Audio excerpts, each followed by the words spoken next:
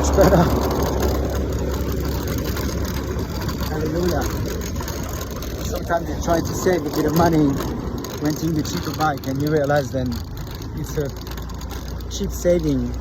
You know, for 1,000 baht more, you can get a heaps better bike, and it's just so much better to drive around. Yeah, you just pay for it.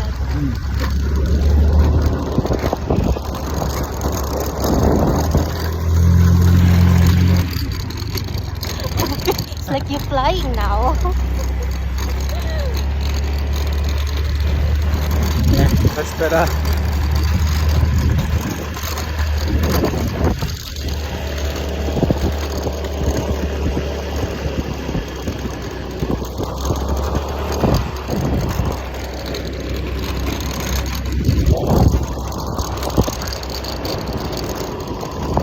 I can smell the curry.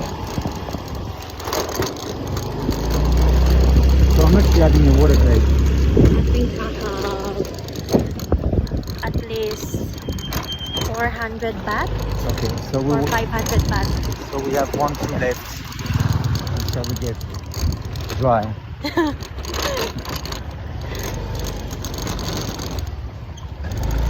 look at this girl. Struggling. So yes, today we are here in the post office. Oo. So I'm gonna send a post letter to my son in the Philippines. So actually this is my first time. Yes.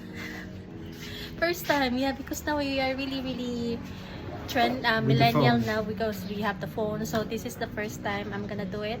Mr. White also, he did already from Well, I used to do it 30 years ago when, you know, we didn't have phone. yeah, so it was so annoying. For me, it's really exciting.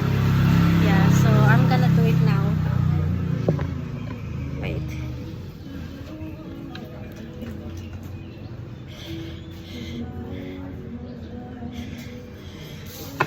Stand first on that side. This side.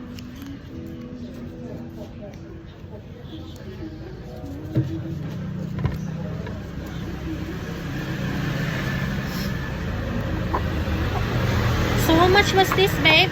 We pay 75. 75 baht. Yeah. It's expensive though. It's an international also. Yeah.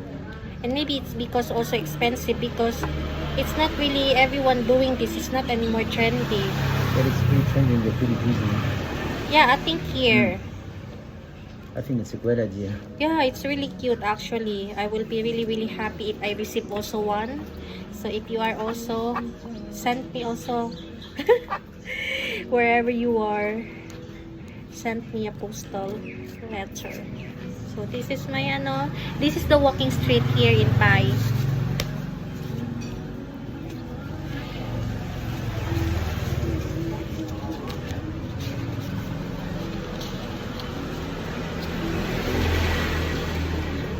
Can I put 20 baht? No. No? Okay, for remembrance? A souvenir. No, because they can see through the envelope, man, and they're gonna just open and steal it. Ah, really? Yeah. No, you don't put money in the envelope. So don't put down. Come on, Okay, close it. close. I'm just peeling oil. And then I'm gonna write now. I'm gonna put it now in the box.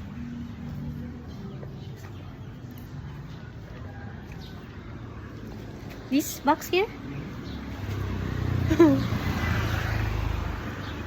Bye! Let's see kung ma-receive ba niya. Let's see. So how long it will take, you think? 1 week? 1 week, really? So let's see if my son will gonna get it. Because actually it's his graduation moving up. So let's see. Okay. So this is how it looks. The post office here. So what's that? Thailand Post would like to announce adjusted rate as follows. International postcard post service rates has been adjusted to 50 baht. sent one postcard, sell 55 baht. International letter post service rate have been adjusted to 65 cent. One letter, one card, sell 70 baht. So yeah. So this is how it looks.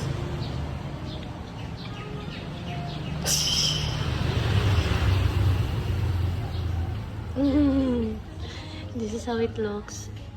And then you can choose the card there. So actually, if you buy 3, you're going to buy 3 is 45, I think. Buy 3. Is that what you paid yesterday? Yeah. So we bought 3 cards, and it's here just in the walking street.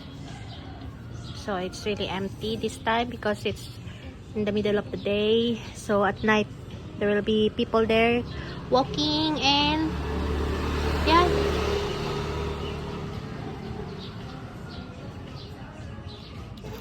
Actually, I've been really craving brownies. Actually, it's the brownies is okay, but my brownies is really yummy.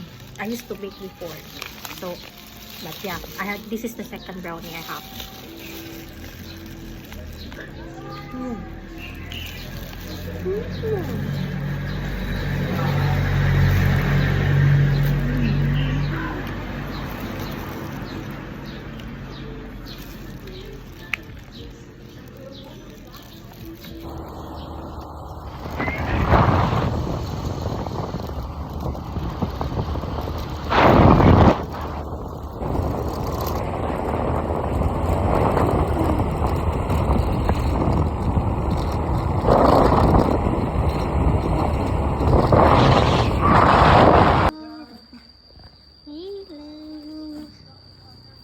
Look, she's saying hello to you. Hey. Hey.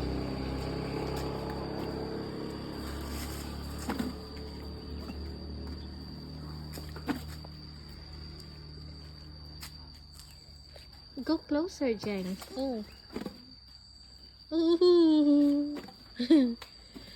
Go closer, Jen.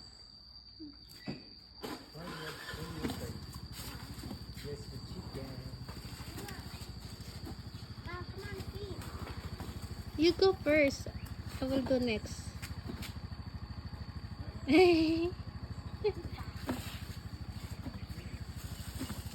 Hello. How are you? It's nice to see you again. Oh. Hello.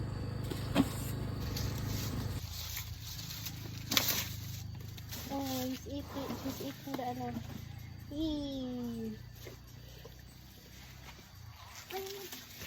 Ang best friend ako dito sa Pai. May pa mag-best friend o elephant kesa sa Pilipina, char.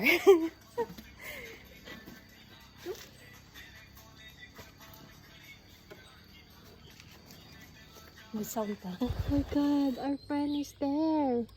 Wow, they're so big. Oh no. Can I go down? Yeah. Let's go down.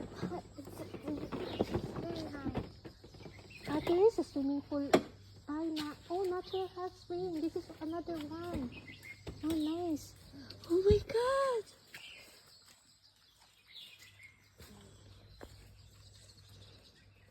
Hala, naasay ko. Naasay para sa ano niya, sa langaw.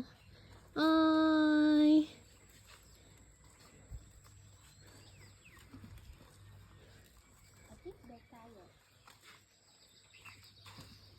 Wala tayong banana. We don't have banana. Hello. Yeah. So nice. Oh, I think they are the one from there. The big one. Our friends, si Tat Daw and Ot. Yeah, Tat Daw and Ot. Yeah. Yeah. It's them, Tat Daw and Ot.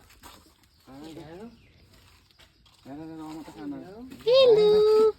Hello. Tat Daw and Ot.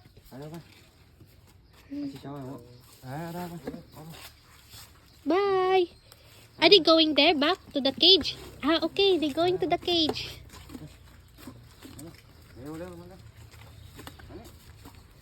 I think they remember us.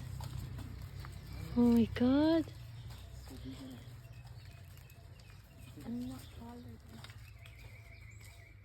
I will just walk. This is the the Pine Natural. How much? Yes, so now we are here in the hot spring. So it's really close to the where the elephant. So this one we went to the other hot spring, but it was just too expensive. It's 300 baht per person and 150 per kid. So this one is another hot spring, swimming pool hot spring, and this one is only 100 baht. So let's walk.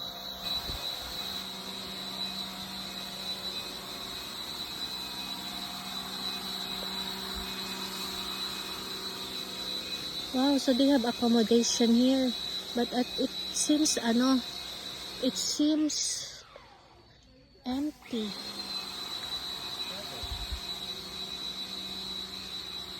Look.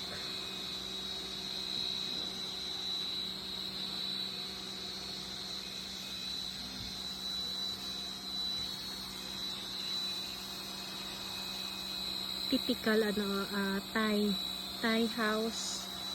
Those accommodation. Wow, so cute. Really quiet.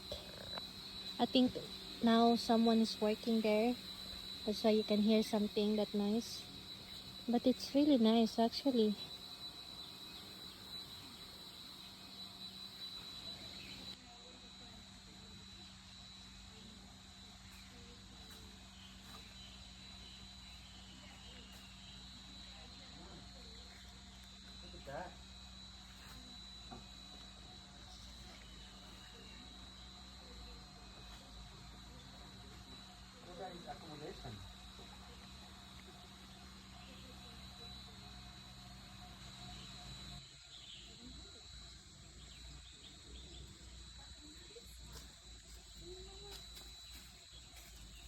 They have that miracle fruit, and we're going to the swimming pool now.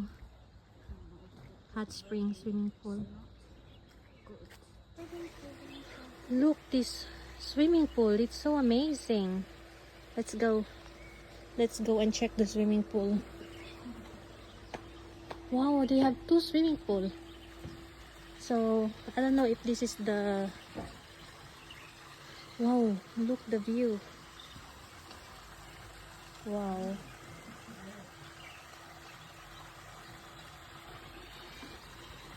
So nice. For sure we will come back here. It's only 100 baht.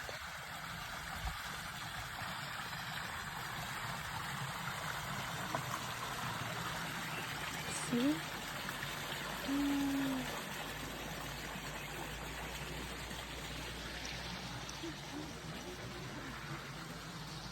What is that? A lizard with a blue-green head. Wow. Let's go slowly. Oh.